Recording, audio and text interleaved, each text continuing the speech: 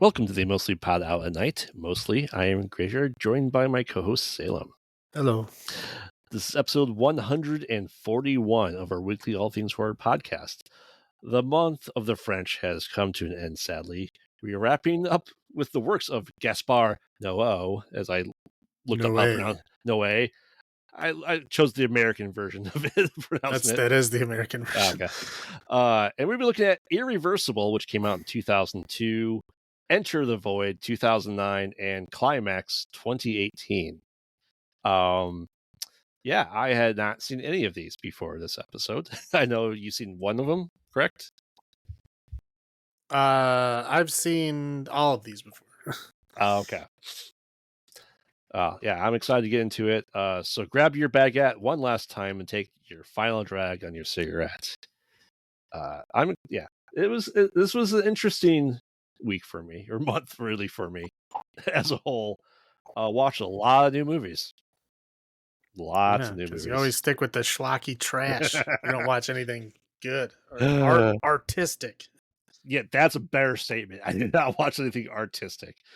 This week really put me to the test for it. So we'll start off with Irreversible from 2002. And I did watch it as intended, not the straight cut. So essentially we are jarred really quickly in the opening scene of this movie. The timeline is almost a Memento style, where the first scene of the movie is really the last scene of the shoot, if you will, if it is in the normal order. And essentially we are going back through and seeing the events that led up to our protagonist, who is played by the lovely what was his name in that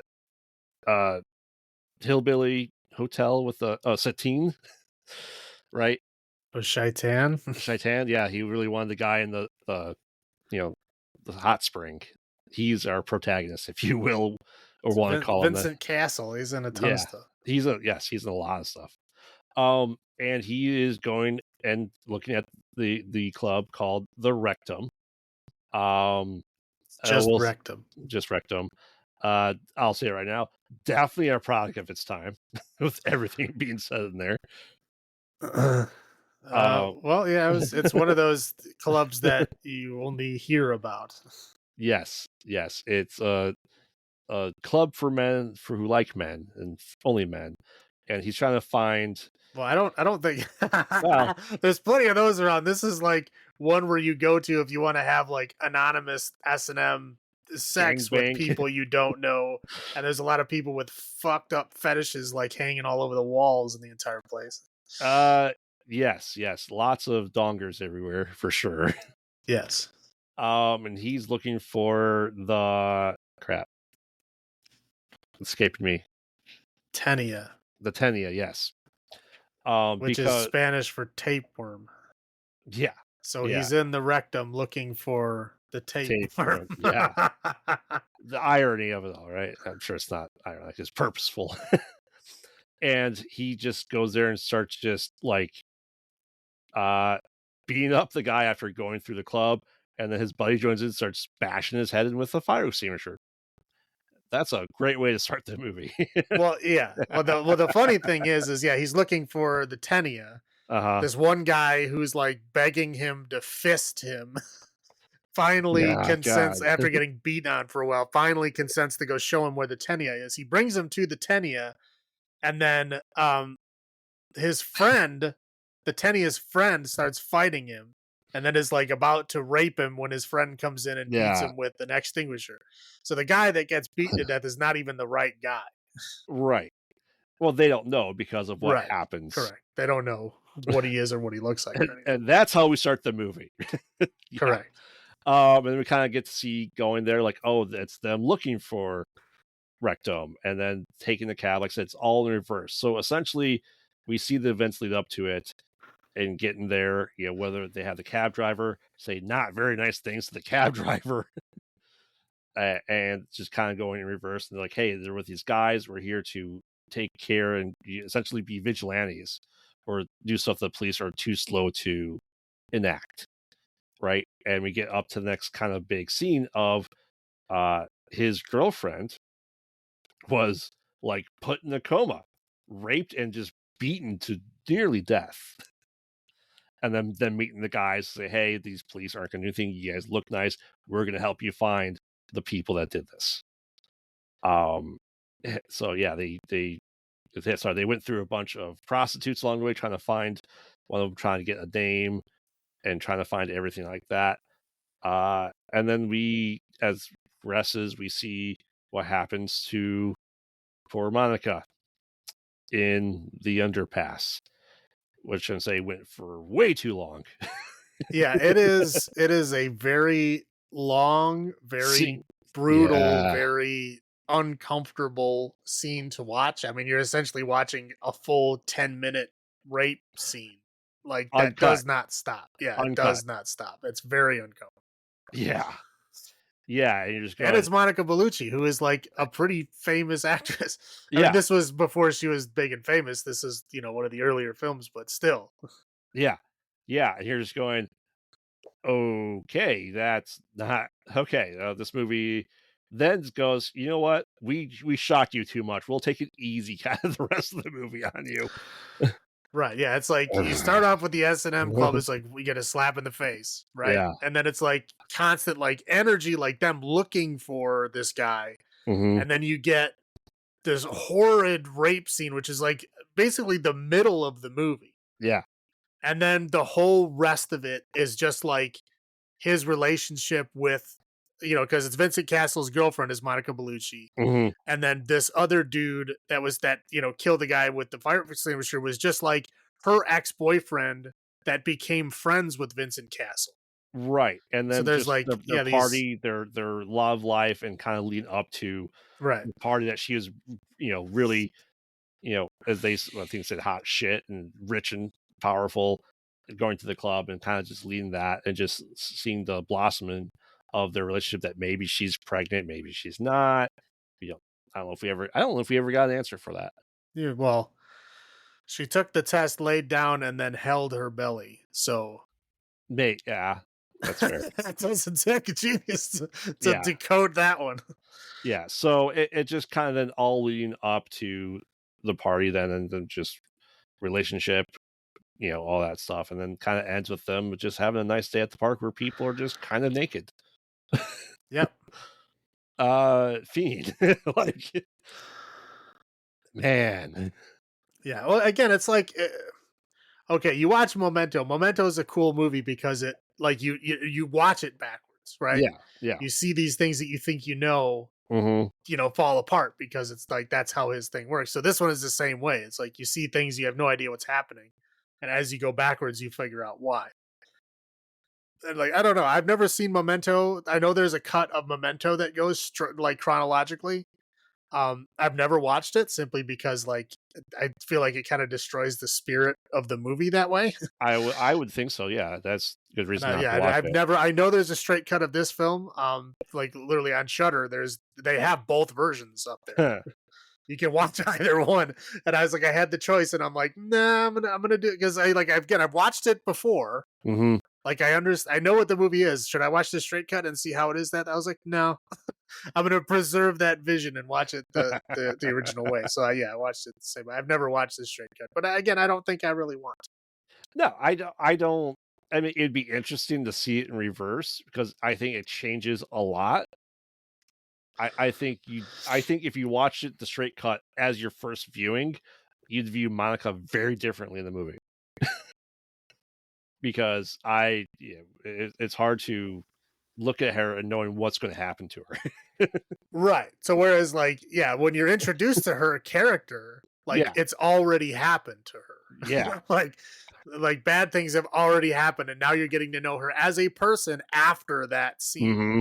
So yeah, it's interesting for sure. I think it loses some juice in the second half because there's really nothing else there, Correct. Yeah. Like, I mean, I think finding out her pregnant is like, okay, like, yeah, it sucks, I guess, even more now that she was pregnant when it happened, right? But that's like, again, like the whole kind of second half is a letdown. This first half of this is like, again, it's like a freight train. Yeah. It's like it's like, what? There's so much stuff happening, and then it's all of a sudden it just hits the brakes and just slows way down. Mm-hmm. Yeah. I don't think maybe I would go back and watch the straight cut just to see what it's like, but I don't think it would be as impactful at all. Oh yeah, the scene is still going to play out the same. It's just it is. So I mean, the climax and the energy might be different because you'd go in the more of a traditional movie sense to where it's like slow lead up, Mm-hmm. and then the crazy stuff starts happening and then it ramps up and then it ends. Right. That's Yeah. kind of how the straight cut would go. So whereas the normal cut goes in the reverse of that, which is I mean, I guess you odd. feel a little bit better by the end of the normal cut. Yeah, I guess so. But because when you're watching it for the first time, you don't know that the guy that got his head beat in, you think that's the dude, right? Mm-hmm. Or you think that's the guy they're looking for. And then when you rewatch it again and you're like, that's not even the right dude. Nope. Like the right dude was just like walked away. Yep. He never got anything. No. It's disturbing. Yeah. Do you want to do your highlights first? Sure. Okay. Rectum is a hell of a club name. It is. I gotta say. You kind of know what it is. Yeah. Well, again, there used to be a bar in the city called the Manhole. Which is exactly what you think it was. It closed down. I don't think it's reopened since, but there was a bar where I wasn't there personally, but I was told by credible sources that there was a bar called the Manhole, and I was like, and they're like, it's exactly what you think. So I'm like, awesome. Mm-hmm. And yeah, I mean the club scene is you start the movie off with that, and it's just nuts. I mean, it's like it's so chaotic. It's all over the place. There's like people fucking jerking off and just fucking in the hallways, and like I mean, just crazy shit to start a movie off with. And you're like, we're starting here. Where's this film gonna go? Yeah, it's just it's a nuts scene to start off with. And again, I know we're going backwards, but it's crazy that way. I do like the format of it. I do like that it goes backwards. I'm sure there's other films, but there's only two that I can really recall. Obviously Memento being the other one. That go in this backwards kind of, scene work like that. Yeah. I mean, Fight Club could have gone in that path if they followed the book. Closer. Yeah, but Fight Club is all over the place.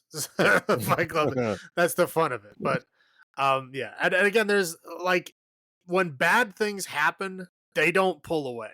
No, a lot of movies when bad things are happening, they pull away. They kind of pull that punch a little bit, right? So you don't have to like suffer that badly. I mean, yeah, there's some like terrible rape scenes, but they don't last 10 fucking minutes. Right. So this movie is just brutal in that way, and that just slaps you right in the face, and it won't stop. The sting doesn't go away for a full 10 minutes, and it just keeps getting worse. Yeah, but anyway, that's kind of why I picked Gaspar Noe to be our director of this one, because he was one of the original directors of the New French Chef. But he also made movies that still fit in that groove, like in a more modern era. So that's why I thought he would be good as the director, because he kind of spans that whole era. Like we had multiple episodes of like the early years, later years. He's like all of that. And I thought it would be interesting because he was kind of one of the breakout directors of that genre. That's what he was initially known for. Like this movie is pretty much what cemented his reputation. Yeah.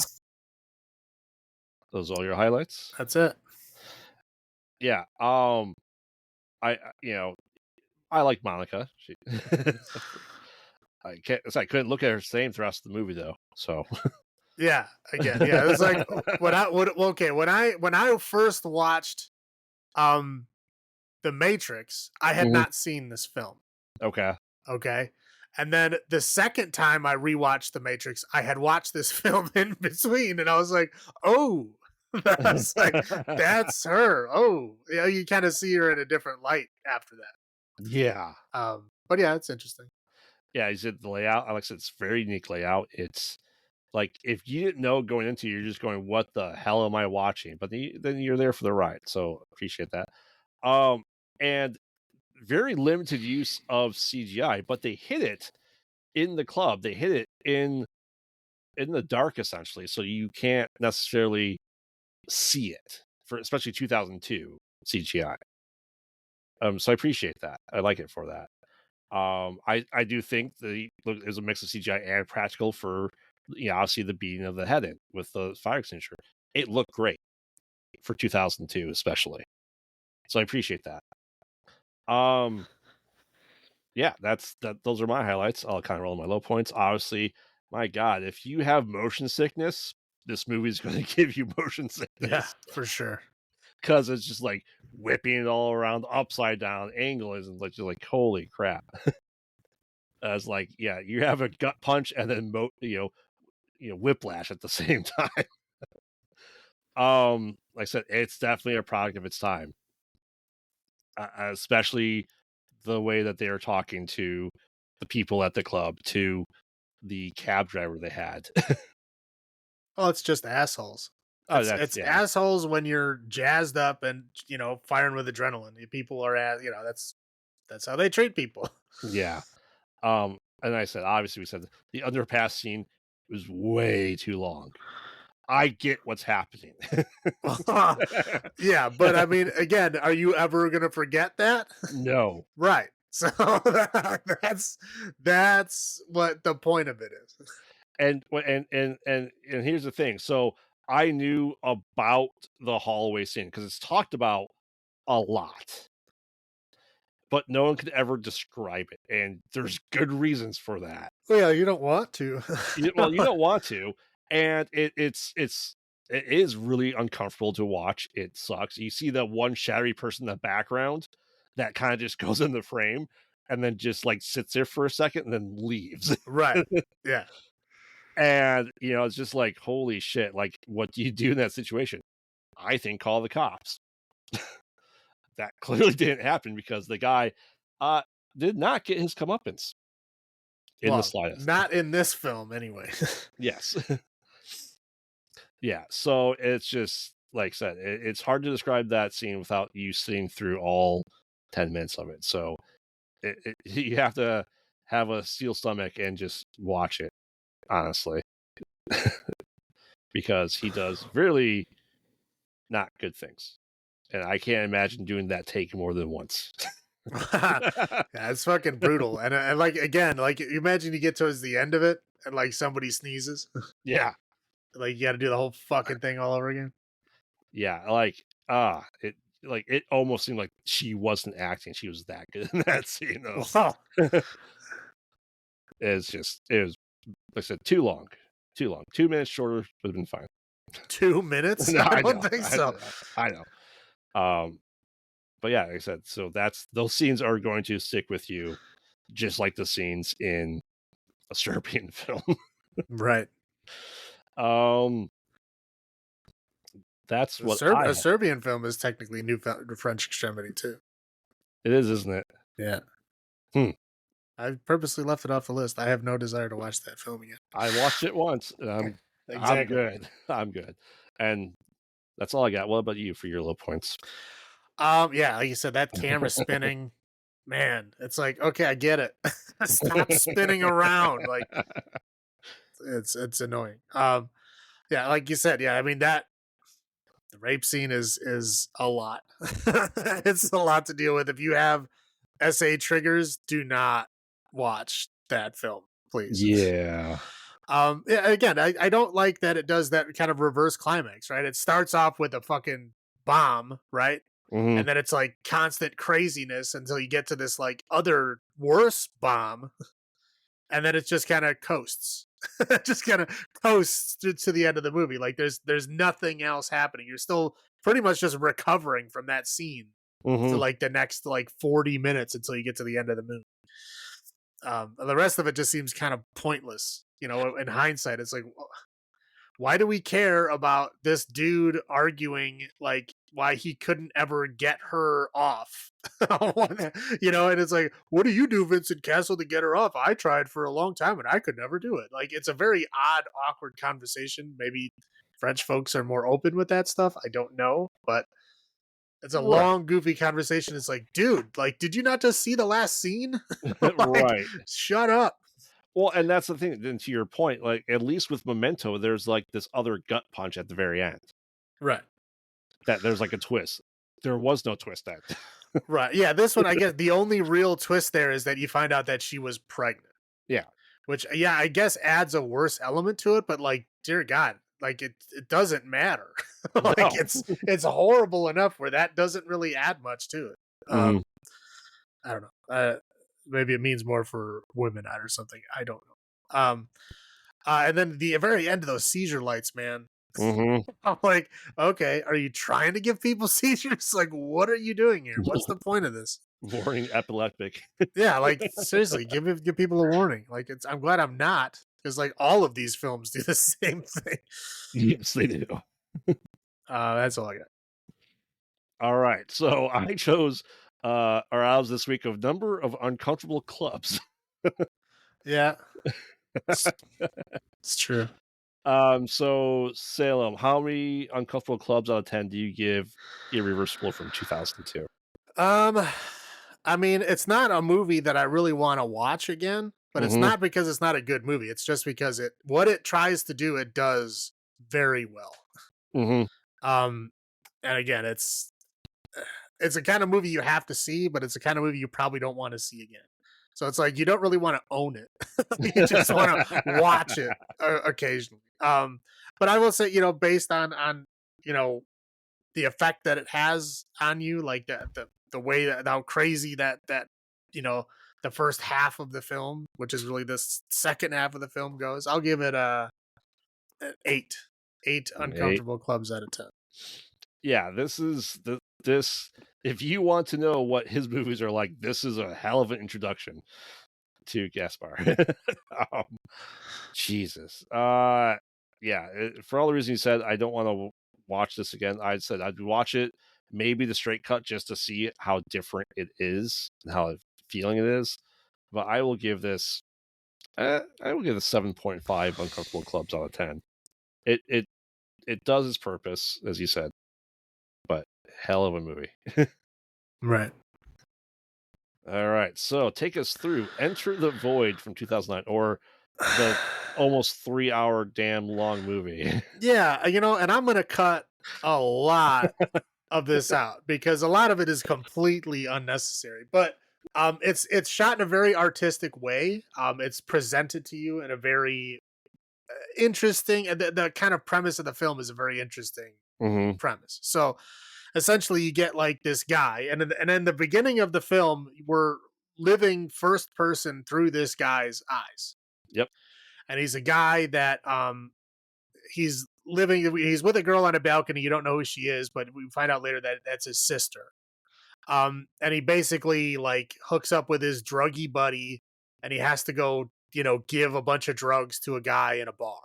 The Void. Right. So they go to the bar, he goes to give him the drugs, and then he was like set up by this guy. And so he runs in the bathroom and he's like trying to flush the drugs down the squat toilet. And it's not flushing. And he, like, for some bizarre reason, says, "I've got a gun. Don't open the door or I'll shoot." And then right after he says that, they just shoot through the door. Because it's cops. Right. And kill him. Yep. Now, this is the protagonist of the film that is now dead, like, out of 10 minutes in. So there was a kind of a conversation that they had earlier where he's talking about the Tibetan Book of the Dead. And how they talk about how, like, when people die and you know, in their religion, the soul kind of leaves the body and it watches the world around it. And it tries to find something that it like gets attuned to, or that it kind of fits to. And then that's where the soul kind of then goes in and resides in like a new life, a new baby. Reincarnation. Yep. Right. So that's essentially what it's doing. Is the rest of this film is following that. So Yeah. we see like what everybody was doing as he was dying, right? We see what his friend was doing. His friend is like, "Oh, he's dead." And then the cops try to grab him and he like runs away. And then he like lives under a bridge for a while. Mhm. I don't know. I'm just kind of following these threads as they go. He like lives under a bridge for a while and then ends up hanging out with some other guy that seems to be a kind of weird replacement for the guy that just died. That's his thread, right? Then we get the thread of his sister. We find out that him and his sister, because we go in the past too, we see their whole life story. So him and his sister were, living with a family. Their parents got in a really bad car accident. Their parents died in front of them in the car. And we see that scene at least 3 more times. Yes, we see it quite a few times. And they had apparently made this like blood promise to each other that they would never leave each other. Mm-hmm. And they went to live with their grandparents, and the grandparents like gave them away to foster families, and so they were separated, and so they were kind of traumatized by that. And now, as adults, right, they're young adults, they're meeting back up. But now he lives in Tokyo, and so she lived somewhere else, and so he was like to save up enough money to get her a ticket to come live with him. He had to start selling drugs because that was the only thing he could do to make money. Mm-hmm. Probably not, but the way his attitude is like, I don't want to do anything else. I don't want a job. I don't want to be a slave. Like that, one of those kind of guys. So he sold the drugs to get her a ticket. She comes and lives with them. He kind of introduces her to his like drug world, and she like becomes enamored by it, becomes kind of a druggie, ends up working as a stripper. Who's banging the owner. Who's banging the owner, who impregnates her. And then she gets an abortion. Like, it's a very bizarre scene. They show you like the whole fucking procedure. Yes, and then like zoom in on the dead fetus afterwards. It's very fucked up. Again, this is this is what he's known for. He doesn't pull away from these kind of shots. Like, he dives into them. So we get that whole thing, and then eventually later on, it seems like she gets pregnant by the guy again, and then has a baby with him. Mm-hmm. And so, well, I guess kind of a spoiler, like that's the soul he chooses to go into is her baby, so that he can like, be close to her again. Because there's always kind of a vibe of like an incest vibe going on. Oh, very much so. Yeah, but it doesn't ever happen, but it seems like it might, like it's very close to it. It's a very odd. Yes, thing. you don't generally greet your brother by sucking on his ear. Right. Yeah. It's odd and weird, and it's a weird relationship, and it's weird that he picks that anyway. And then there's like the guy that set him up. Like, at some point in time, that kid's mom paid him to have sex with her. And so like somehow he ended up hanging out with the son, and then the son finds out that he boned his mom, and he gets so upset, and that's why he sets him up. Yep. And then he like tries for extra money to get his sister there. Yeah. Right. Yeah. And so, there's like, he's trying to like apologize to her for what he did. And she's like, rightfully, like, go fuck yourself. I don't care. You killed him. Like, I don't give a shit that you're sorry. Get away from me. Yeah. And there's a couple other, plot threads of like, his like dealer, like not wanting to get caught. And being kind of a slime bag, like hooking other people up with drugs and getting him hooked on other kinds of shit that he knew he would buy. Again, it's just kind of other kind of plot threads, but really that's it. I mean, there's a lot of soul wandering. Yeah, soul wandering around the city, and we witness these different scenes, and then we go somewhere else, and then we're like, somewhere else, or like sometimes we floating for like minutes at a fucking time and shit. It's like through buildings. Right. Yeah, it's a very artistic premise. It's interesting to watch, but again, I'm not going to describe all that shit. I'm just going to describe the threads as they go, and those are all the major threads. Yep. And that's, I guess that's pretty much it. Yeah. He went through a building of people boning to find the right baby to get into. Right. And we do see his first person perspective as the sperm. Right. Yes. Yeah. So yeah, like I guess so like when he's still alive, we're seeing through his eyes in first person. After he dies, when he visits everyone else, and even when he's revisiting his own memories, we're in third person. We're always right behind his head. So Yeah, we're only when he's alive, we're in first. When he's not, and we're looking through him, his kind of awareness, it's third person.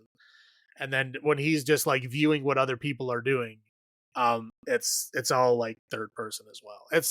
But mostly from overhead. Right. Yeah. It's interesting. Yeah, this is my first time seeing this movie, and I'm just going.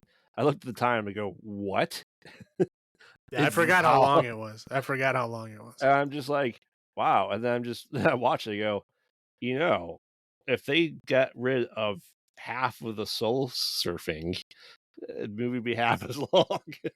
Yeah. Well, just yeah, like it just like in Irreversible. If they take out all like the camera spinning, like it would probably be like 20 minutes shorter. Yeah, yeah. What was your first thought on seeing this movie and the rewatch? Um, I mean, yeah, I didn't really remember much about the movie. I mean, I remember it was like like a reincarnation, like his soul searching kind of thing. But when I first watched it the first time, it was too long, and I wasn't really paying attention. Like I would get lost a lot of times, and I was just like, whatever. Like I get what's going on. I didn't really care. This time, I tried to pay more attention. And yeah, it does get a bit long in parts, and you like get a lot of repeated stuff. But I guess if you're like focusing on your past life, you're gonna focus on your traumatic shit, and that's what he does. So it makes sense as to why those things are happening. And again, you get the full story of like why everybody is the way they are. Hmm. um it's interesting. It's interesting to see someone's life through their own eyes after they're dead. um but yeah, it's again, it's not for everybody, No, that's for it's sure. not. Do you? All right, I will go first with my highlights. It is stylish. I will give it that. Like it is. I mean, how many walls did we pass through? 100, A two lot. hundred. A lot. And it's interesting because I kind of did a little bit of research on what people thought the ending meant. And people are saying, "Oh, it's a loop. That's just a loop. That he's just going back to it." Blah blah. Because there's scenes of him, bathing with his mom. We see, his sister, essentially becoming his mom. So it is, that tie into, as you said, the Tibetan Book of the Dead. It's reincarnation, hands down. What they think happens to the soul afterwards. So it is a pretty interesting take in stylization of that journey. So I can see it why it's that long, but honestly, like I said, not a lot happens. You don't necessarily have to pay a whole bunch of attention to it because there's just a lot of floating. Right. Yeah. Again, it's hard to focus on the movie for Hmm. the whole, like, 2.5 hours that it's on, because there's a lot of just like, swooshing around through the air. It's hard to focus on stuff sometimes. Yeah. But, I thought it was pretty interesting that essentially, you said the first 10, 15 minutes, our protagonist is dead. right. Yeah. And we still have 2.5 hours of movie. So that, like I said, that was an interesting artistic choice too. And it's just, I kudos to it because, that's Hatsuwa. And let's face it, like every time they show the car crash, it's jarring. Yeah. But yeah, their parents are very dead. Very dead. Yeah. Somehow they're not. Like you just out of nowhere, just boop, car crash, boop, car crash. So, he gets the jarring. And like I said, you talk about showing the abortion, the process. Like, holy Oh yeah. shit. No, it's like the whole thing. It's not, yeah, you don't just get a glimpse. It's like you see the entire process. Yeah. So, those are my highlights. How about yours? Yeah, so I think highlight is like Tokyo is Mhm, interesting, right? And I think mhm. it's also interesting like how many goddamn vending machines there are.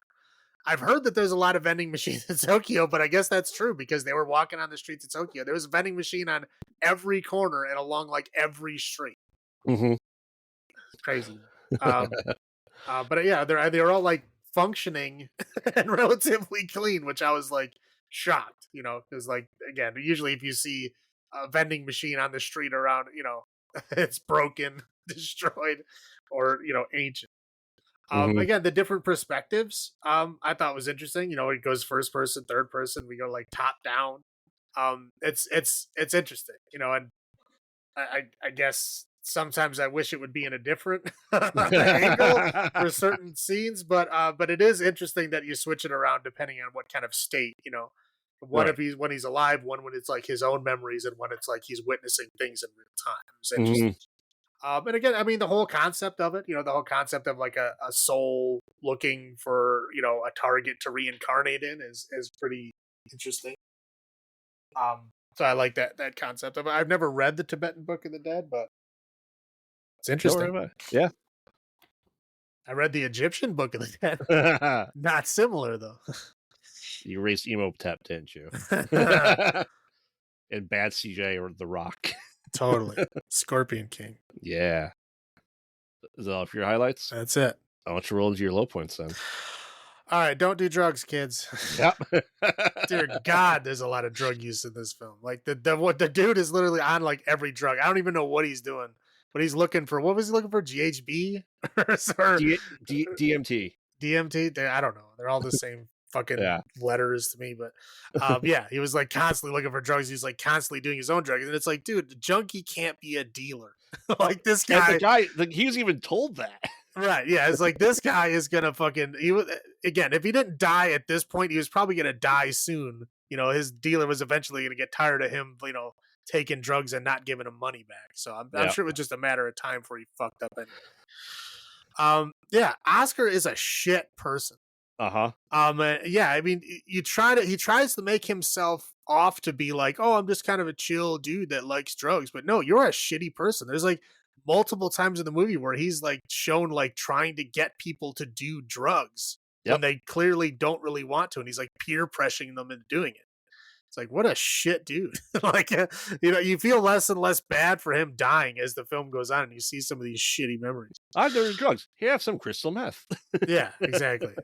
It's like, I've never done a drug before. Here, try some coke. Like, dude, what the fuck is wrong with you? But yeah, like the whole sister relationship is just so weird. It's such a weird thing. I guess they were both very traumatized by what happened. And, and again, getting separated right after that, I guess they both dealt with it in a different way. Mm-hmm. He dealt with it by drugs and she dealt with it by like obsessing about meeting up with him again. Yeah. And yeah, then when they came together, it was not good. It was fucked up, and like she immediately fell into his weird drug world, and she obviously was not prepared for it and ended up where she ended up. But who knows? I mean, it's we don't see them actually doing anything sexual, but I think it was only a matter of time before they both got fucked up enough where it happened. Love, money, power. Yeah, so like I'm okay with that not being there. I mean, yeah, the full abortion procedure. Wow. Yep. That was a lot. I guess all of his movies have to have a scene that's like a lot. You're like, whoa. And that was the one in this movie. I felt anyway. Mm-hmm. But that's it. What about you? Yeah, I don't know what drugs he's. I'm like, if I like the beginning, whatever drugs he's doing or cocktail he made himself, like I'd be freaking out seeing that shit he was seeing. Like, doesn't seem like a fun trip. Yeah, he was like sitting down. He's like, "Oh, let me see. Oh, look, giant amoebas floating through the air, or whatever the fuck that like, was." Teeth. Yeah. I'm like, oh no. I laugh because I know they're Americans in Japan. Like the door to his house or apartment was very short compared to the rest of the doors. Well, yeah, that's Tokyo. I mean, they build for the average height in Tokyo, which is not a white person height. I'm looking like a short ass door. Yeah. Like, wow. Like, a tiny ass apartment. Like that apartment in Tokyo, like Tokyo space is a commodity. Like almost everybody lives in tiny ass apartments like that because you can't afford anything else. And you're probably paying out the ass for that little tiny space. Yeah. Yeah. And my dad, when I was growing up, my dad went to Japan for work and he talked about the toilets. I'm like, I never understood what he meant. I know what he means now. Because it's literally a hole in the ground that you flush. Yeah, it's just they call it a squat toilet. You got to squat down. That seems awful to have to use. Yeah, I mean, I haven't had to. I haven't had the pleasure, but I don't want to either. So no, you're getting raided, screaming, "I have a gun!" Tokyo, please do not fuck around. Well, I'm just saying, like, what possesses you to do that? Like.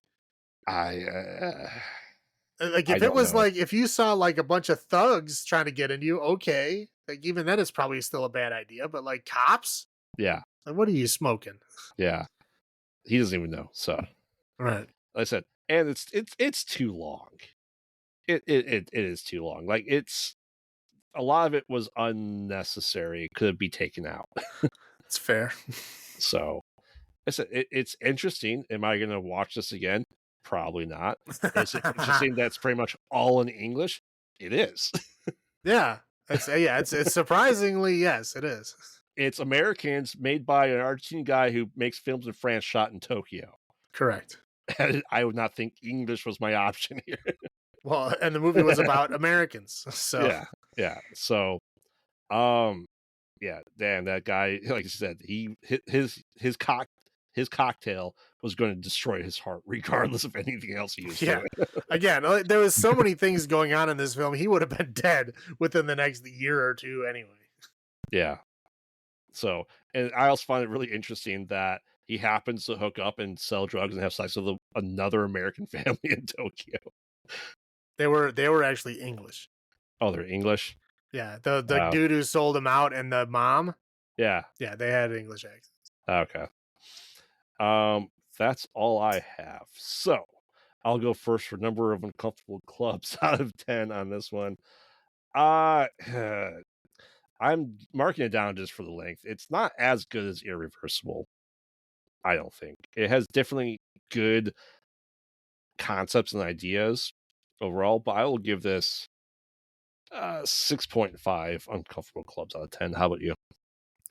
Yeah, I agree with you. It's a bit longer, not as good as Irreversible. I'll go a wee bit higher. I'll go 7. Um, Not really because I would want to watch it again, but I think there's some interesting concepts in there. Mhm. That I think if you haven't seen it, it's interesting to watch the first time. Again, not a movie you need to own. Not something you're probably going to want to watch again, but it's an interesting watch the first time for sure. I mean, maybe if you're on drugs, watch it. Yeah, it's possible. All right. So last up, we have Climax from 2018. This is going to be a short description for a movie. What do you mean? Dance club at an abandoned school. Someone spikes the sangria. Shit goes down. Someone spikes a sangria with LSD. Yeah, And well, a lot of yeah, it. a lot of it. Yeah. So essentially, we're introduced to a dance troupe that is just having a party and preparing for the thing. We get our first. I like that this is classified as like slash musical because it. Well, here's the interesting thing about this film. I'll give you a little bit of background. The idea for this film was they just basically put a bunch of people in a room and let them do whatever they wanted. Yep. Oh, He didn't. that's He didn't. quite apparent. Yeah, there's no script. Yeah. There was no script. He came up with some ideas and he's like, you can use this idea or not. Do whatever you want. Like, do your own thing. Come up with your own shit. He's like, the camera's just gonna keep going, and you guys just do whatever you want to do. And he got a few like professional actors. Like the main woman, Selva, is a professional actress. You've probably seen her in some other things. And some of the other choice ones that do a lot of like the acting dramatic stuff. But all the other people are just dancers, like literally just they were professional dancers, and they just brought them all in, and he just like filmed them all. Like the very first scene where they did that whole dance routine and shit, Yeah. they made that all up. I mean, Yeah. obviously they choreographed it, but they choreographed it themselves. There's no like, they didn't have the idea of what that was going to be. They just came in and did it. And so they did that whole thing, and then the shot that goes, that whole shot is like 15 minutes long. Yeah. So like that whole dance routine, and then them all discussing and drinking the sangria and all that kind of stuff. That's like a long ass 15-minute long shot. Yep. That includes that dance routine. So like if you fucked up that dance routine, like they had to redo the whole thing. They said they shot that like 16 times. Yeah, they shot this over 15 days. Right. All together, which is, an amazing thing. But like I said, essentially, so yeah, the spike, the punch gets spiked, the sangria gets spiked, and people essentially then said, pick your favorite caricature of an insane asylum patient, go. And we kind of see like the couples that are there. There's one woman that didn't drink the sangria because she's pregnant. Oh, probably not anymore by the end of it. After she gets the shit Yeah. kicked out of her multiple times to Well, the yeah. stomach. Her storyline is, she like realizes everybody's all fucked up. She goes to bed Yep, because she doesn't want to deal with it. And then later on, fucked up people come in her room and and accuse then her. like go, Yeah, "Oh, you didn't drink. Oh, you must have been the one that spiked the drink." And then the one lady beats the crap out of her, kicking her in first her stomach a whole lot. after finding out she's pregnant, Right. And purposely. then Yeah. she comes out like later on to get revenge on that lady. And Mhm. then instead of getting revenge, she gets like ganged up on by everybody else. And she gets like so fucked up that she literally like stabs herself Yep. and then Ah, like yes. cuts her own arm and face because she's like, there's like, 20 people telling her she's a piece of shit Yep. and she can't deal with it. So she tries to like kill herself, but doesn't. But bleeds all over everyone and everything, and then eventually at the end, like runs out in the snow. And that's the person we see in the very Yeah. beginning of Right. We have the dance troupe leader, Manuel, right? And her son Tito, who she locks in the electrical closet because after the kids somebody gave the kid the sangria. yeah. And you assume it's the douchebag guy because he's like you see him having multiple cups of sangria and purposely handing it out. Like he is taking drink orders. Like, okay, maybe he is the one that did it. No, he's not. No. Anyway, so yeah, so Tito dies due to being in the electrical room. Yeah, he gets stuck in there and he's like having visions of cockroaches and, and stuff in there, and he's freaking out because he's got LSD too. Yep. The mom locked him in there to keep him safe originally, and And then she couldn't find the couldn't find key. the key. And then after like he like shocks himself and dies, she kills herself Yep. outside the door. Yes, because he essentially takes on the main power to the entire rest of Right. the band in school.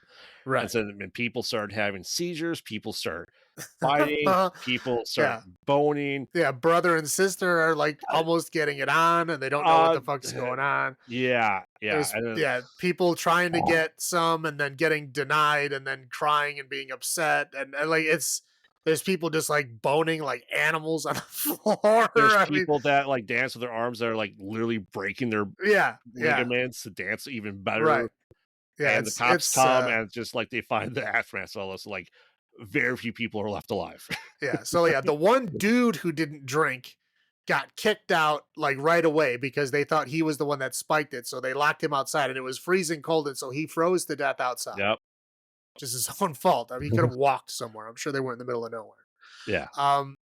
So he froze to death. Yeah, there's I don't know. They don't really sure how many people died because there's a lot of people like obviously like ODing and shit or whatever the fuck was going on. Yeah. Um, Foaming at the mouth. yeah, but anyway, there's another shot. Like I said, that first shot is 15 minutes long. And there's a Then there's a 42 lot of like minute. dancing scenes. There's a lot of like people talking to each other so you get a feel for who they are before they get fucked up. And then there's like them slowly progressing into chaos. And then there's just like this long shot. It's like 42 minutes Mhm. long of one continuously long shot that keeps going when like just crazy shit after crazy shit after crazy shit happens. It's like you look this way, oh, there's a chick that gets her fucking hair set on fire, you know. You look this way, there's like people that are like wrestling each other in the fucking hallway because one wants to bone and one doesn't, and Yep. it's like so fucking it's weird. Like the Oh people yeah. are like trying to like force themselves on other people, and then people are getting angry and then beating them up, and it's just total chaos. And the end scene is essentially the one chick that was dancing still when the cops show up. She's like, ha ha ha, I'm fine. And then she goes back to her room and she puts some, LSD eye drops into her eye. Right. And she's And got a bunch of books with about LSD and stuff. yep.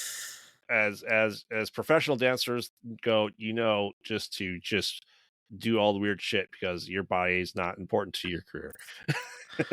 Well, yeah, I don't think she really gave a shit. She didn't really No, give the vibe that she gave a shit about anybody.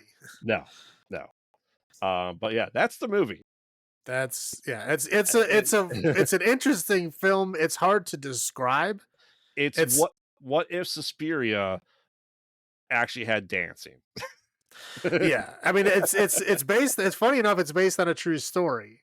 from 1996. Yeah. Yeah. The true story was a dance troupe got their drinks spiked with LSD. That's the end of the true story. No crazy murders and shit happened. No, it was like they all got drugged and it was like, oh shit. And he just like took it like what would happen if they just, chaos ensues. And that's essentially what happened. Yeah. Again, it's a weird experience. It's interestingly shot. It's interesting when you know the background to where like almost all the things that are happening are totally improv on the spot. It's an experience for sure. Oh yeah, yeah. Because I don't know anything about dance. If I had to make a movie about dance, I'd be like, dance people, come here, do your things. I'll shoot you. Yeah, they're doing a lot of stuff that I couldn't do. I mean, they're doing a lot of stuff that takes a lot of talent and strength and all that, like training to do. Yeah, they're doing great stuff. I'm okay. Yeah, just gotta like what happens when people at the peak of dance get all fucked up, trying to murder each other and shit. Yeah, man. All right. I'll go first with my highlights, if that's all right. Yeah. I do like the movies and books that they're on the TV screen when they're talking and interviewing like before everything. Like you see his inspiration. He has like Possession on there. He has lots of Argento on there as well. I think it's kind of like his like homages to a lot of stuff. Yeah, it's Suspiria, Harry Carey, Zombie, even Salo was on there, which is fucked up. The books I hope we're not watching that one. Yeah, I don't want to. No. The book side they had some Kafka, had some Nietzsche, Taxi Driver. Yeah, it's interesting stuff. A lot of it was in French. I probably would have known more if I could know what the French words were. Yeah, but still, it's interesting to kind of lay that out. Like saying, here's kind of like my homages for a lot of the stuff. So appreciate it. Like I said, that 42-minute long take is absurd to do it. Like it's hard enough to get like a minute, let alone all this stuff. Now, it's entirely possible that he said whatever happens, happens. It just goes with it because there's no way you're gonna be able to repeat a 42-minute take multiple times. Yeah, I don't know. I mean, yeah, the people that do like films that do that stuff kind of amaze me. Like that film that just came out last year, that Mads movie. There's another French movie, but it was like the entire film is one shot. Yeah. Like that's fucked up to me. Like if somebody fucks up like an hour and 20 minutes in, like you gotta redo the whole fucking thing. Like I'd be so pissed off. Oh, I've seen shots of like TV shows that try to do that, and the amount of people and work to do it, like that one room, like you go around the hallway, go around there, and the next room's like completely changed. You think it's CGI, but it's not. It's that one shot. Right. And it's absurd to try. I don't understand how people can try to do that. I remember when they were doing that in like True Detective, like the first season. There's a lot of like really long shots that were really cool. Yeah. And I'm surprised Tito died. Well, somebody's got to die. It's technically a horror movie, so I'm surprised. Well, I'm surprised the kid died. That's what I'm saying. Like, but it's Gaspar, right? We should know him by now at this point. Yeah, there's always going to be at least a shocking scene. Yeah. That's what I have. What are your highlights? I mean, the dancing was fun. They were doing a lot of flailing around and things that I couldn't do. I mean, things that I would probably break bones doing. And a lot of them were doing it in heels. Yeah. So I was like, that takes fucking talent. Like I couldn't even walk in heels. I can't imagine spinning and bouncing and doing all kinds of crazy shit in heels. So there's talent there. I mean, the party doesn't really start until somebody pisses on the floor. Am I right? That's in my other column. I mean, it's like it's a party. Like, oh yeah, like all the people there were like, she starts pissing on the floor, and everybody's like, yeah, like they were like cheering like it was a party. I mean, obviously, like Selva was like, here's a towel, but like everybody else was like, yeah, it's party time. Yeah, that was interesting. We already talked about the interviews in the beginning with the character introductions with the books and the movies. Yeah, I think it's an interesting vision of like that descent into chaos, right? Because we get introduced to all these characters, we get to see them kind of interact with each other normally, for a while, and then just like over time, just people start getting worse. Like some of people are just like dancing the whole time and don't really get angry. Some people are like, literally turn into like violent people. Some people are just trying to bone all the time. Some people are terrified. It's an interesting thing there. And again, the long shots I think are just fun. That's all I got. All right, why don't you roll into your low points then? Okay. Don't force other people to do drugs. Which, because I am like, I'm terrified of like crazy mind altering stuff like that. Like, I don't know. I have a hard time dealing with my own brain. You know what I mean? I can't imagine like if I got fucked up chemicals in there, like how much worse it could be. Oh, peyote? Like, yeah, don't force this shit on me, man. That's fucked up. Yeah, like I don't know why you think like, hey, there's all these bedrooms and stuff everywhere. Like, where are you gonna lock this kid to keep him safe? Fucking dangerous ass electrical room. Like, what were you thinking? I mean, I guess they're all fucked up, but I'm sure she had a bedroom. Yep. Why wouldn't she put him in the bedroom? Your son, don't touch these big wires. Right. I mean, I guess she was fucked up. I guess she's not thinking straight. But like, what the hell were you thinking? And then there's just a couple people doing this bizarre flailing arm dance, like in the middle of the floor. I guess it's kind of trying to add that chaos flavor to like, when people are walking around, you just see flailing people around. But like, so what the fuck are they doing? I don't know. I put that as a very first low point. It was arm flailing dancing. Like, what the hell? Yeah, like there's one guy that was just like he stood in the same spot in the hallway the whole movie, and he kept doing this weird like elbow thing where he was like reversing his arms and like, I don't know what the hell, but he kept doing the same move like to the whole movie. I'm like, stop it. I don't like that. But yeah, that's all I got. Yeah. I being the expert dancer that I am, I don't consider some of that. I like Elaine Bennis would have fit in some of those scenes with her flailing of body and dancing. I got some of that. Okay. So yes, we have a really long take or 15 minutes and we have a 42-minute take, but my God, like first off, the dialogue is clearly improv and cut to shit. Like you have 42-minute long scenes, but you have like a conversation that's like 50 cuts. The same conversation. Well, yeah, because they were probably sitting there talking for like an hour. I know. Like so he's trying to get the morsels out of it. Whatever he deemed good enough, but right. The dialogue was not good, in my opinion. Well, again, yeah, they're not trying to do anything. They're not trying to sell anything. You're just trying to get an idea for who these people are as people. That's all. Because occupational hazards. Right. Yeah, that's all I'll say about that. I said pissing on the floor is not a party. Everybody was cheering like it was a party.